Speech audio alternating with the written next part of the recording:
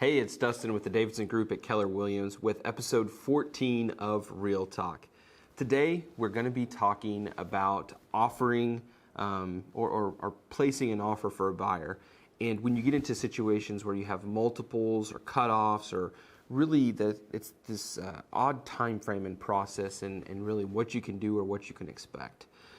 So this is going to be backed by a situation that happened to me over the past week, with other situations and just some forethought for you if you're entering into this time frame so you know what to expect.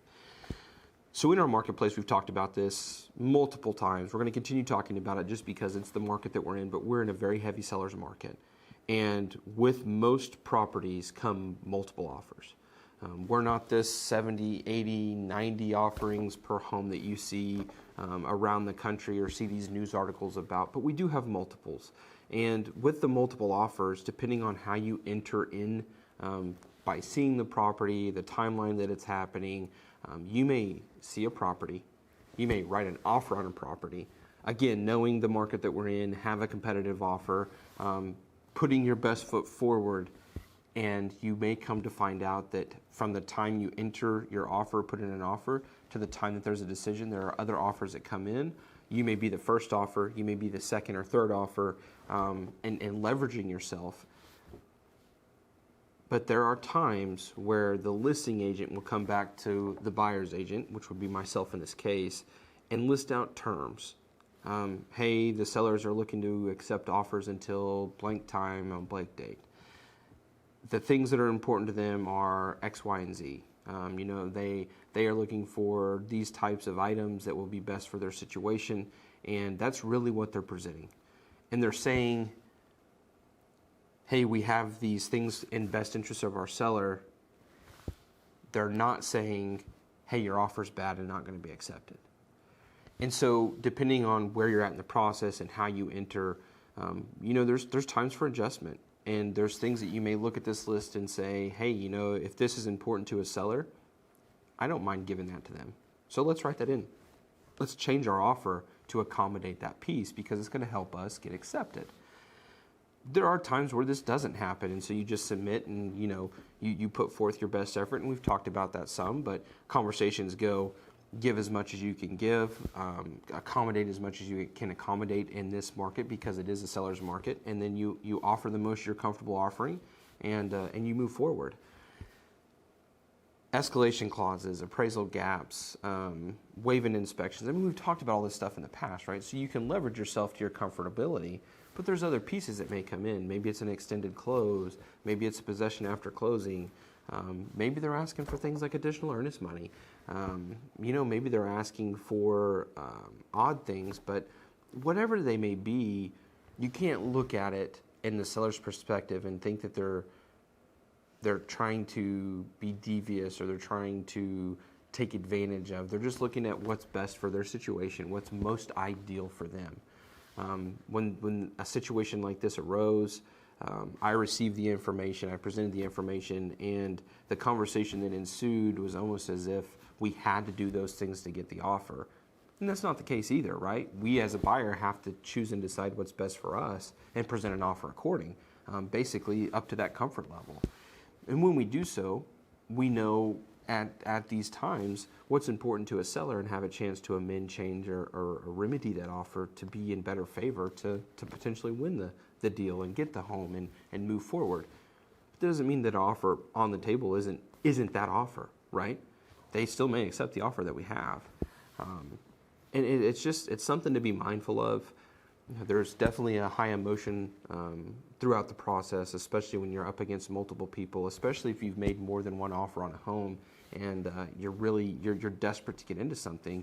You may feel as though you may feel as though you're being taken advantage of. You may feel as though the seller's trying to gouge you. You may feel a slew of emotions. But ultimately, you have to remember that we're getting information that's important to them. We can decide to act on it in whatever means necessary, right? We're not being forced to do those things until we present them on paper and formally present and actually have negotiation back and forth. But just know that there are buyers getting good deals in this market there are buyers who are happy and very, very content with the offers that they're presenting and getting into them. Leads into another situation from the week where we were up against 9 other people. And these buyers, we wrote an offer that was very competitive, that was very forthcoming and advantageous to the sellers. And we were accepted. And so, these back and forth pieces and what you do or how you present is important. But you have to remember that as a buyer in a seller's market, you have a comfort level. And sometimes that comfort level is not getting the house. And that's okay. And knowing that there's going to be another opportunity, there's going to be another home that comes up. And this is something that you may not want to hear if you're in this situation, but as a buyer, and if you're not willing to go to some of these links that the seller may ask or request, maybe now's not the right time to buy a house. Maybe you sit back and wait and figure out and reevaluate what you want to go after. But then there's that other side of it when you walk into that home that is your home and you want to be into it. You've got to leverage yourself to be with an agent who understands and knows how to get the property, how to get into the home.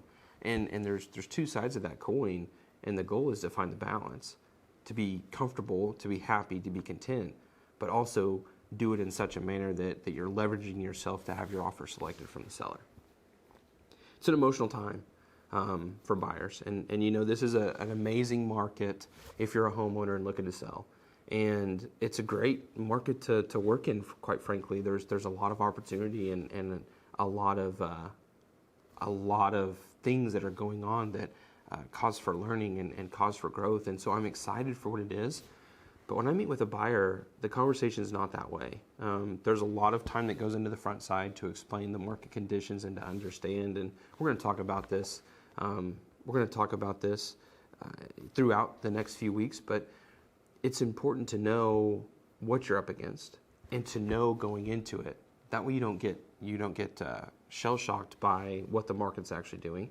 You're prepared and ready to go, and you then get to make the decision in confidence, knowing the things that have laid out, knowing the truth of what the market is, and then knowing how to navigate through that, or have someone you can trust navigate through that process to either get you the price or get you the home.